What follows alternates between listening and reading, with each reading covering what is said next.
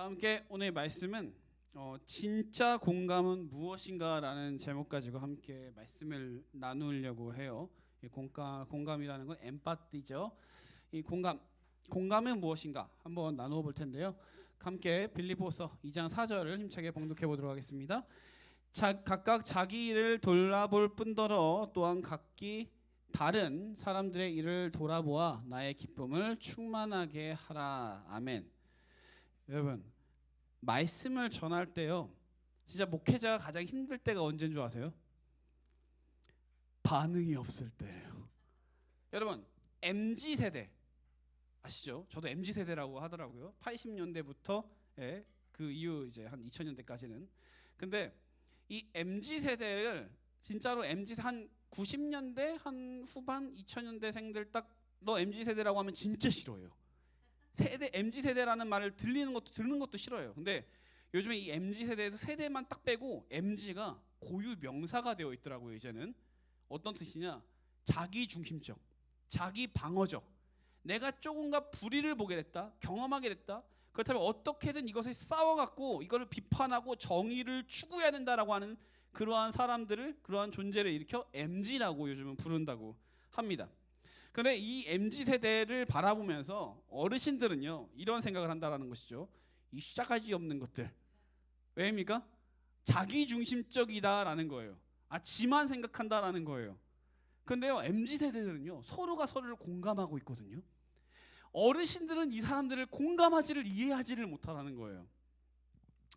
실상 이 기성세대, 베이비붐 시대부터 우리가 이제 쭉 오면 이제 기성세대를 보면 X세대까지 이제 오면요, 이분들은 이 공감이라는 단어를 다르게 사용하였습니다. 공감한다, 이게 무엇이냐?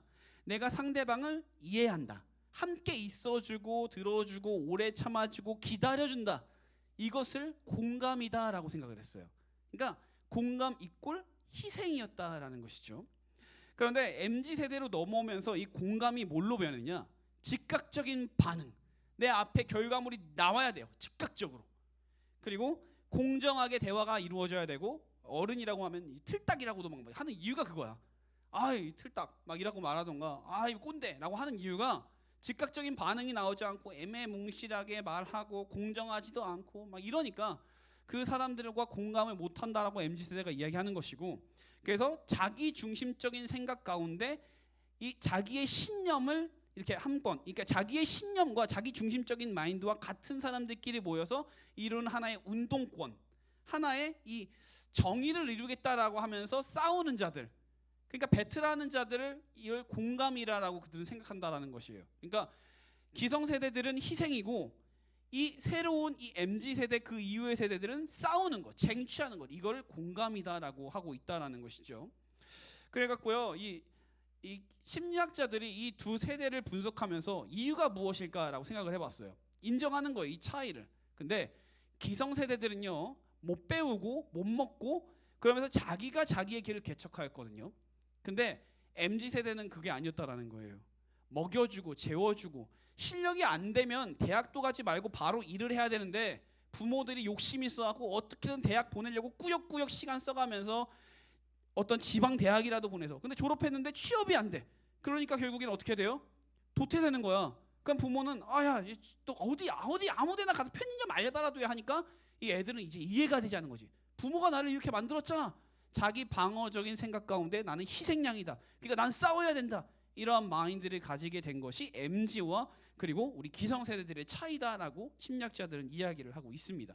그래서요, 한 리서치 센터에서 이런 조사를 했어요.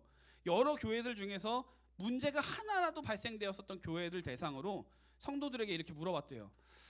당신들은 교회에서 문제가 발생하였을 때 어떻게 대처하였습니까? 라고 물어봤더라고 합니다. 그러자 50대 이상 되는 이 기성세대들, 40대 후반에서 50대 그 이상 되는 기성세대들은 저는 묵묵히 기도하며 하나님께서 어떻게 보여주시는지 참고 견디고 이렇게 하겠습니다라고 하면서 이제 인내합시다라는 응답들을 많이 했었다라고 해요. 근데 MZ세대들 딱 이제 20대 초반부터 이제 40대까지 딱 이제 보니까 전혀 반대되는 입장이 나왔는데, 이렇게 지금 교회에서 이런 문제가 발생했습니까? 그러면 우리 이건 불공평한 건 따져야 되고 왜 이런 현상이 발생하는지 우리 알아야 되고 우리 운동해야 되고 데모해야 되고 프로테스트가 되어야 됩니다 라고 이야기를 주장을 했다라는 것이죠. 완전히 다른 상극된 공감 형태가 이루어졌다라는 거예요. 저 또한요, 제가 MZ라는 세대에 있다라는 걸 저는 느끼는 게 뭐냐면 밀레니엄 세대와 Z세대를 통틀어서 말하는 것인데, 저는 이제 제가 대학교에 있을 때나 직장 생활을 할 때 딱 자기 중심적인 생각 가지고 살아왔습니다. 누가 내 마음에 들지 않는다, 나와 뭔가 딱 엇박자가 난다, 그러면 이제 그때부터 이 사람이 공기가 되는 거야. 그냥 무시하고 신경 쓰지 않고 말 걸면 공기, 그냥 무시, 그냥 아무것도 안 봐. 얘가 나한테 말 걸면 난 이제 귀찮아지는 거야, 짜증이 나는 거야. 그래서 이제 공기처럼 대하던 그런 저의 모습들이 있었어요. 근데 실제로 비즈니스 메이저 하던 애들은 거의 다 대부분 다 그랬어요. 그런 모습들을 형성했어요. 그런데 제가 이렇게 스트레스를 받는 것을 극한으로 두려워하여서 이렇게 몰아내고 이렇게 했던 것을 이제 제가 이제 MZ 세대니까 그런 게 가능했었잖아요. 근데 제가 이제 목사님이 딱 되었어요. 그런 어떤 사람이, 그래서 이 MZ 세대의 사람이 이제 목사님이 딱 된 거야. 됐는데 생각해봐요. 이제는 공기 취급을 못해요. 성도들이 나를 힘들게 하고 나를 약간 좀 이렇게 약간 좀 네거티브하게 반응하는 모습들이 있어요. 가끔씩 어떤 성도들은 제가 이제 막 인사를 하면 무시하는 성도들도 몇 있고요. 약간 제가 상처 입고 약간 아픈 약간 그런 경험들을 할 때가 많이 있다라는 것이에요. 그런데 목사들은 어떠한 사람들이 목사여야 된다라고 성도들은 생각합니까? 참고 인내하고 맨날 하하호호 하면서 이해해주고 다듬어주고 보듬어주고 해야 되는 게 목사라고 생각을 한다라는 것이죠. 그래서 진짜 목사라는 그 타이틀을 받고 너무 힘들었어요.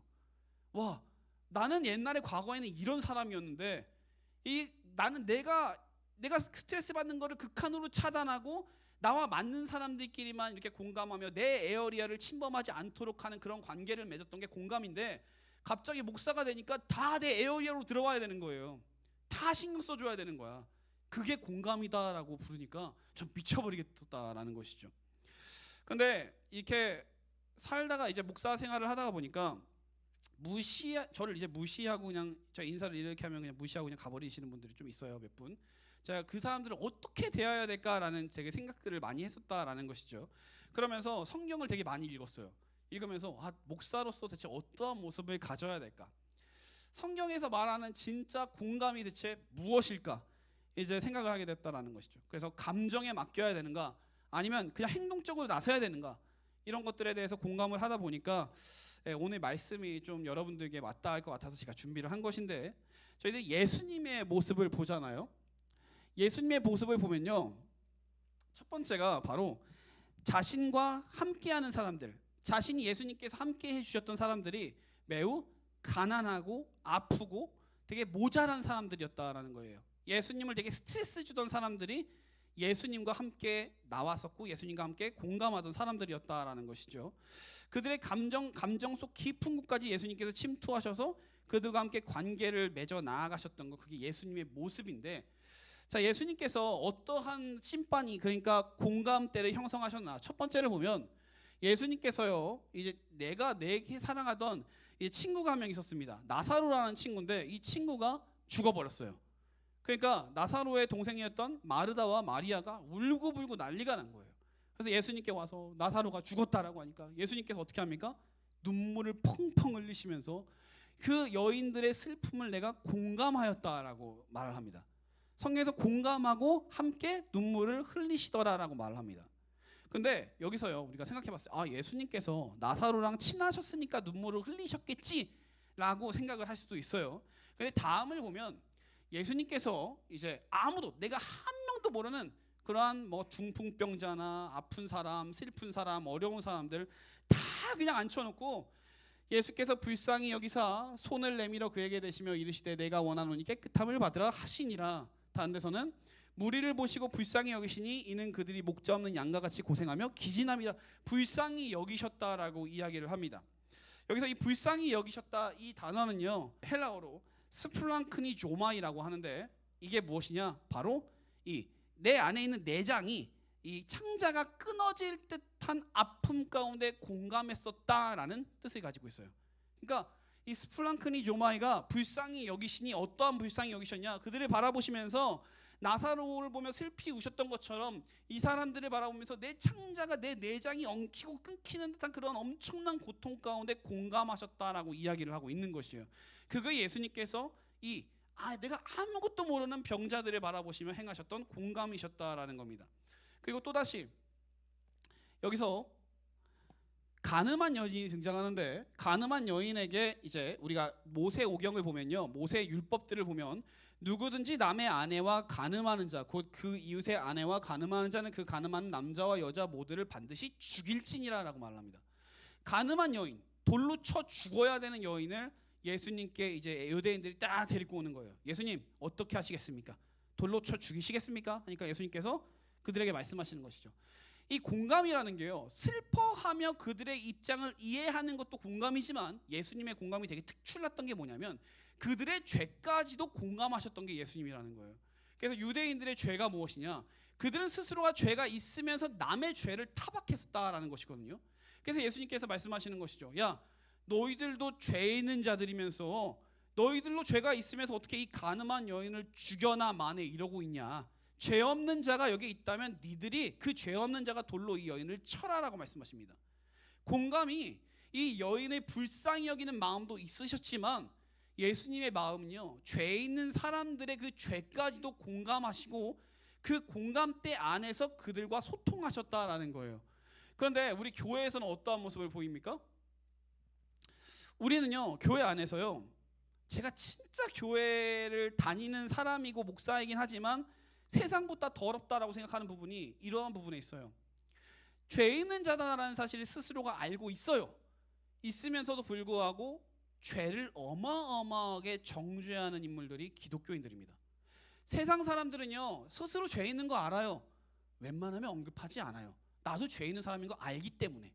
근데 기독교인들은 왜 교회에 나와서 나는 깨끗한 척, 착한 척, 선한 척 다 하면서 뒤에서는 온갖 그냥 막 씹어대고 욕하고 그러면서 나는 선한 척하면서 이 사람을 막 걱정하는 척하면서 뒤에서는 왜 그런 행동을 하고 있냐라는 거예요. 죄 없는 것처럼. 근데 예수님께서는 유대인들을 바라보시면서 말씀하시는 것이죠. 공감이라는 것은 그 죄에 대해서 말할 수도 있고 그 죄에 대해서 회개할 수 있도록 이끄는 것 또한 공감이다라고 예수님은 보여주시는 겁니다. 무조건 위로해 주는 것이 아니라, 무조건 도와주는 것이 아니라. 히브리서의 저자가 말하죠. 우리에게 있는 대제사장 예수님은 우리의 연약함을 동정하지 못하시리가 아니오 모든 일에 우리와 똑같이 시험을 받으시니오되 죄는 없으시니라. 예수님께서 우리의 연약함을 동정하지 못하실 분이 아니다라고 말합니다. 근데 여기서 동정하지 못한다라고 하는 그 동정한다라는 그 모든 부분에 있어서요, 연약함과 아픔과 고통과 시련과 여러 가지 것들, 네거티브한 것도 있겠지만 그 안에 죄 또한 포함된다라는 사실을 우리가 기억해야 된다라는 거예요. 죄도 예수님께서는 공감하세요. 육신을 입고 인간 세상에 오셔서 정말 살아계신 하나님이시지만 인간의 모든 삶을 체험하셨고 그 가운데 그들의 죄를 바라보셨고 그렇기에 그들의 죄를 너무도 불쌍히 여기셨고 그들의 그 죄를 회개키를 원하셨고, 그러한 예수님의 동정은요, 예수님의 연약함을 동정하지 못하실 리가 아니에요. 그 동정은 우리가 생각하는 그냥 막 도와주고 아픈 사람 치료해주고 막 이런 연약한 사람 보듬어주고 이러한 동정을 넘어서 그 죄인들이 그 죄 가운데서 떠나갈 수 있도록 인도해주고 쓴소리도 해주는 그러한 모습이 예수님의 그 공감이었었다라는 겁니다. 우리가 로마서 12장 15절을 보면 즐거워하는 자와 함께 즐거워하고 우는 자와 함께 울라라고 말을 해요. 근데 이것은요, 진짜로 내 진심이 담긴 즐거워하고 우는 것인데 왜 사람들은 즐거워하고 우는 것을 척척척하냐라는 겁니다. 교회 사람들이 특히나 교회 사람들 척척척하는 것이 알아줘야 된다라는 거예요. 장로님, 권사님, 집사님 있으면 처음에 앞에 있으면 막 한 자매 형제처럼 막 품어주고 난리가 나는데 일단 자리를 누가 한 명이 뜨잖아. 그러면 뒤에서 아유 저 집사님은 말이야, 저 장로님은 말이야 뭐가 좀 부족해. 예? 막 약간 이런 이야기를 막 하는 거 보면 괴물이 따로 없다라는 거예요. 그게 저는 기독교인들의 그런 모습들을 보면서 교회 안에서 그런 생태계를 보면서요, 한숨이 나와요. 진짜 한숨이 나옵니다. 저희들은 그렇게 되지 않아야 된다라는 것이죠. 착한 척하는 거 이거요, 강박관념입니다. 내가 교회에 다니니까, 내가 성도니까, 내가 기독교인이니까 착한 척해야 돼. 여러분 착한 척할 필요 하나도 없거든요. 즐거워할 때 즐거워하고 울 때 울어요. 그럼 되는 거예요. 착한 척할 필요 하나도 없다라는 거예요. 근데 사람들은요, 착한 척을 해야 돼요. 이것처럼, 마치 이것처럼 고상한 척, 우아한 척, 착한 척 다 해야 된다는 거야. 그러면서 뒤끝은 장렬이야. 뒷담도 장렬이고 원한도 그냥 끝까지 갖고 있어. 야, 내 성경 말씀을 그렇게 갖고 있으면, 외우고 있으면 내가 말을 안 해. 그 사람이 나에게 어떻게 대했는지 그것만 평생을 그냥 담고 있다라는 거야. 그게 문제예요. 말씀을 그렇게 읽어봐, 묵상해봐. 아주 그냥 하나님께서 얼마나 이뻐하실 것 같아. 근데 아니라는 거야. 완전 괴물이 되고 있다라는 거예요. 우리가 이렇게 괴물이 되어가는 이러한 집합체 가운데서 우리는 바이러스가 아니라 백신이 될 수 있어야 될 줄 믿습니다. 우리 청년들이야말로, 우리 MZ 세대라고 그러잖아. 싸우고 쟁취해야 된다라고 이야기들을, 주장들을 많이 하고, 그게 공감이라고 말하는데, 여러분 교회 안에서요, 그것도 중요해요. 쟁취하는 것. 근데 사랑하고 안타까워하고 귀히 여기는, 그것도 함께 포함되어야 된다는 것이죠. 그러면서도 악한 것을 보면 악한 것에 대해서 집을 수 있고 회개시킬 수도 있고, 너 뭐 나한테 뭐 좀 그런 거 있어? 나한테 말 좀 해봐. 대체 이유가 뭐야? 라고 말할 수 있어야 된다는 거죠. 그래서 해결할 수 있어야 돼. 세상 사람들은 말이에요, 내가 좀 이따 이야기하자 이거는. 여러분, 나는 착하게 살고 있는데 세상은 왜 나를 이렇게 힘들게 만들지? 생각하는 사람도 있습니까? 있을 수 있어. 이렇게 응답하는 사람도 있을 수 있어. 이거요, 여러분 회개해야, 이런 대답을 했다라 그러면 회개해야 됩니다. 착하게 살고 있는 거 아니에요. 나는 착하게 살고 있는데 세상은 왜 나를 이렇게 힘들게 만들어? 착한 척하고 있으니까 힘든 거야. 착한 척 안 하면 돼. 착한 척 안 하고 있는 그대로의 나의 모습을 보여주고 예수 그리스도의 그 향기를 자연스럽게 드러낼 수 있기만 하면 돼요. 막 누가 욕하고 있을 때, 막 이렇게 뭐 하고 있을 때 비난하고 있을 때 옆에 가고 어이구 우리 친해져 볼까 하면서 같이 뒷담화하고, 이거는 그것도 아니고, 누가 착한 척 한다고 해서 가갖고 제가 세상을 보면서 되게 존경하는 모습이 있어요. 뭐냐, 세상 사람들이요, 길거리 가다가 막 뭔가, 그러니까 친구들이랑 지내다가 뭔가 막 내 마음에 어긋나는 거 보이면 막 욕하고 막 싸우고 때리고 발길질하고 난리가 나거든요. 근데 술 한 잔 딱 마시고 같이 허심탄회하게 이야기하면 그 다음부터 리셋. 아무것도 없던 것처럼 뒷담도 안 해. 싹 리셋이 돼. 그러다가 또 싸우면 또 싸우면 돼. 싸우고 술 마시고 막 풀어. 그러면 또 리셋. 근데 기독교인은 어떠냔 말이야. 아니야, 구억국 다 많아. 원한을 다 많아. 그러면서 뒤에서 그냥 맨날 주구장창 죽을 때까지 이야기해, 그 사람에 대해서. 여러분, 이거 회개해야 된다는 거예요.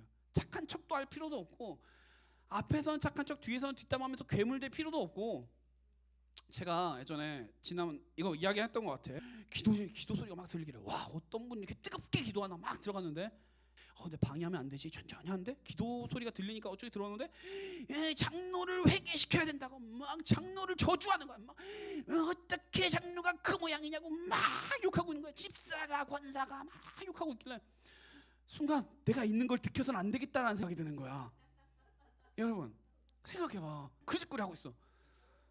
여러분 미안해요. 내가 이렇게 말하면 안 되는데, 내가 진짜 너무 충격을 받았었거든 그때.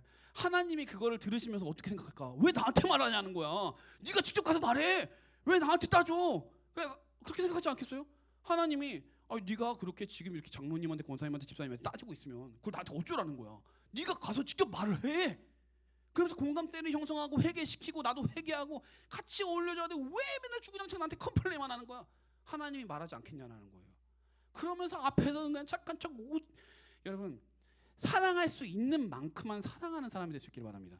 내 자연스럽게 예수님 안에서 예수님 향기를 드러낼 수 있는 나의 진짜 모습 안에서 사랑할 수 있어야지. 억지로 그냥 내가 어떻게든 뭐 부탁을 하니까 내가 억지로 이렇게 하겠는데, 저 목사님 꼴보기 싫어갖고, 내가 작은 목자 나한테 하라 그러니까 내가 억지로 하는데 저 목사님 꼴보기 싫어갖고, 이럴 게 아니라 할 수 있는 만큼만 하라는 거예요. 사랑할 수 있는 만큼만 사랑하고 헌신할 수 있는 만큼만 헌신하면서 하나님께서 나에게 주신 달란트를 서서히 늘려가는 것이지, 내가 그냥 하면서 그냥 욕지거리 막 하면서 예를 들어봐, 노예 형제가 내가 이제 찬양팀 딱 이렇게 부탁을 했어 하는데, 목사님이 시키니까 하는데, 저 인간이 빨리 교회 떠나지. 내가 언제 이 천양 벗어나나? 이런 생각 안 하고 있겠지. 당연히 안 하지. 그런데 그런 생각 갖고 있으면 누가 은혜를 받냐라는 거야. 여러분 진짜요, 제가 여러분들에게 말하는 게, 제가 어른들에게 말을 못해. 말을 못해. 내가 어른들한테는 말했다가 괜히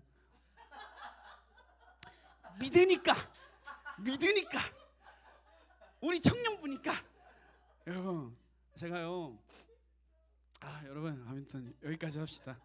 여러분 불쌍히 여기시고 스트레스 받지 마시기 바랍니다. 스트레스 받을 일 없어요. 스트레스 전혀 받지 말고 할 수 있는 만큼만 착하게 살아가세요. 할 수 있는 만큼 섬기고 그 가운데 하나님이 나에게 감동을 주시면 그때 이제 넘쳐나게 하는 거지. 여러분 장로님들도요 안식년이 있습니다. 목사님들도 안식년이 있어요. 하도 사람들에게 치고받고 하다가 보니까 결국에는 안식년이라고 해서 어느 정도 이번 해에는 섬기는 것을 내놓고 잠깐 쉬겠습니다 하는 타이밍도 있다라는 거예요. 왜요? 계속 이대로 가다 번아웃 돼서 그냥 넘어질 테니까. 그래서 있는 거예요. 목사님들도 그런 게 있어요. 성도들도 왜 없어야겠어요? 있어야 되는 거예요. 섬기다가 너무 번아웃이 됐습니까? 그러면 목사님 이런 말 하면 우리 청년부 섬겨주시는 분들이 내려놓을 수 있어.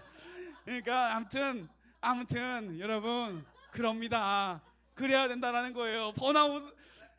여러분 번아웃 우리 기도하면서 여러 가지로 풀어갈 수 있기를 간절히 소망합니다. 예, 아멘. 여러분 우리 바리새인들 어땠습니까? 회칠한 무덤 같았어요. 그냥 난 기도하는 거 어떻게든 나 이렇게 크게 열심히 기도하고 있습니다 여러분 이러고 다녔어요. 어떻게든 착한 척, 어떻게든 고귀한 척, 우아한 척 다 하고 다녔던 게 바리새인들이에요. 교회도 보면요 내가 도울게 그냥 아니고 사람들 앞에 다고 내가 돕겠습니다 하면서 난리치고 도우면서 스스로는 힘들어 죽으려고 하는 사람들이 있어요. 그리고요 막 사람들 어떻게든 착한 척 해야 되니까 착해 보여야 되니까 그냥 담보 서달라 그러면 내 있는 건 내 간이고 쓸리고 다 내줘서 도와줬다가 괜히 나는 내 삶이 힘들어지고 피곤해지고 스트레스 받는 거야. 그럴 필요 하나도 없다라는 거야. 믿는 자라고 해서요 내가 예수님의 사랑을 내 삶 가운데서 날 희생하면서 보이는 게 막 그건 보이는 게 아니야. 내 의를 드러내는 거예요. 내 착함을 드러내는 거예요. 진짜 예수님의 향기를 드러내는 사람 안에는요 도우면서 기쁨이 있습니다. 도우면서 스트레스 하나도 안 받고요 그 가운데 하나님을 향한 사랑이 더욱더 깊어집니다. 그런 섬김을 할 수 있는 우리가 되어야 될 줄 믿습니다. 여러분 예수님의 공감이 무엇이었냐? 공감이 없다고 말하기 전에 서로의 언어로 이해하는 것, 이것을 참된 공감으로 여겼습니다. 여러분 로마서 12장과 빌립보서 2장 한번 꼭 읽어봤으면 좋겠어요. 이 안에 딱 다 나와. 공감이 무엇인가? 예수님께서 어린아이들을 안아주심으로 대화를 시작하셨고 세리들과는 같이 식사하심으로 그리고 여인들과는 함께 공감대 서로 이렇게 이해하며 대화하며 하심으로 모든 것들에 그 공감을 시작하셨습니다. 그 사람의 눈높이에서 시작을 하셨다라는 거예요. 우리도요 만약에 누군가와 이제 공감대를 형성하고 싶을 때라고 한다면 제가 노예 형제를 처음 만났을 때 우리 이야기 어떤 이야기 했어요? 애니메이션 이야기, 그죠? 여러 가지로 내 형제가 관심 있어 할 만한 이야기들 그런 것들을 하면서 서로 눈높이를 맞춰서 대화를 했어요. 청년들과도 마찬가지예요. 내가 사실은 이제 애니메이션 같은 걸 많이 봤고 좋아했었기 때문에 우리 공감대가 딱 맞았던 거잖아. 근데 다른 형제 자매들과도 그런 공감대를 맞춰가면서 그래서 내가 그때 리서치할 때 관심사가 뭐고 이거를 내가 물어봤던 이유가 그러한 눈높이에서 공감대를 맞출 수 있는 사람들끼리 이렇게 이어지면 서로 대화를 할 수 있기 때문이에요. 여러분 우리 모두가요 교회 안에서 어떠한 관계를 형성하고 공감대를 형성할 때에는 그 사람의 눈높이에 맞아줘야 됩니다. 그렇다고 누가 막 욕하고 있다고 거기서 껴갖고 나도 공감할게 라는 게 아니에요. 그게 아니야. 그러면 안 돼. 그거는 잘못된 거고. 여러분 예수님께서는요 요한복음 4장과 11장에서 이 말을 하세요. 나는 내 마음을 안다. 마음을 안다라는 건요 그 마음 가운데는 죄까지도 모든 것들을 다 알고 감찰하신다라는 거예요. 심령 골수를 쪼개는 그러니까 나는 너의 영과 혼과 심령 골수를 쪼개게 하는 나의 말씀을 너에게 준다라고 하십니다. 여러분 그 말씀 가운데 우리의 모든 것들이 다 드러난다라고 하나님께서 말씀하세요. 마음의 뜻과 행실과 모든 것들이 다 드러난다라고 하세요. 말씀을 듣다 보면 여러분 그 드러난 그 마음 가운데 우리가 하나님께 다 인정하고 다 내려놓고 다 버리고 나갈 수 있어야 될 줄 믿습니다. 제가 되게 친한 목사님이 있어요. 그 목사님이 얼마나 대단한 분이냐면 10명대 진짜 되게 너무 조금했어요. 10명대 초반대 청년들이 이렇게 있었는데 정말 열심을 다하여 그들과 함께 동력하고 하시다 보니까 수백 명? 200명이 됐나? 엄청 많은 청년들이 부흥을 하게 된 거예요. 근데 이분의 그 전도 철학이 무엇이었냐? 눈높이를 맞추는 것이었어요. 공감이 어떤 것인지를 제대로 보여주신 분인데 목사님들 술 마시는 거 안 되겠죠? 술 마시면 안 된다라고 생각을 하시죠 다들? 모든 성도님들이. 제가 막 길 가다가 팝에서 술 마시고 있는 거 보시면 나는 이제 교회에서 쫓겨나겠지. 근데 이 목사님은 술을 마셨어요. 왜? 청년 중에 술 마시는 청년이 있으니까 그 청년이랑 이야기를 하려면 어떻게든 눈높이에 맞춰야 되는 거야. 그래서 팝에 가셔갖고 술 한 잔 딱 시켜놓고 CC 시켜놓고 마시면서 이야기를 하면서 어떻게 지내냐 뭐하냐 하나님 말하면 어떻게 변하나 눈높이를 맞춰서 서서히 다가가니까 이 청년이 누구를 전도하고 부흥하기 시작했다라는 거예요. 제가요 뭐 여러 가지 제가 뭐 동성애가 나쁘고 뭐 여러 가지 낙태가 나쁘고 막 이런 이야기 사회적 이슈에 대해서도 이야기를 했잖아요. 죄라고. 근데요 그 자들이 교회로 나오는 것에 대해서 제가 뭐 방해하거나 하면 안 된다 이러는 거 아닙니다.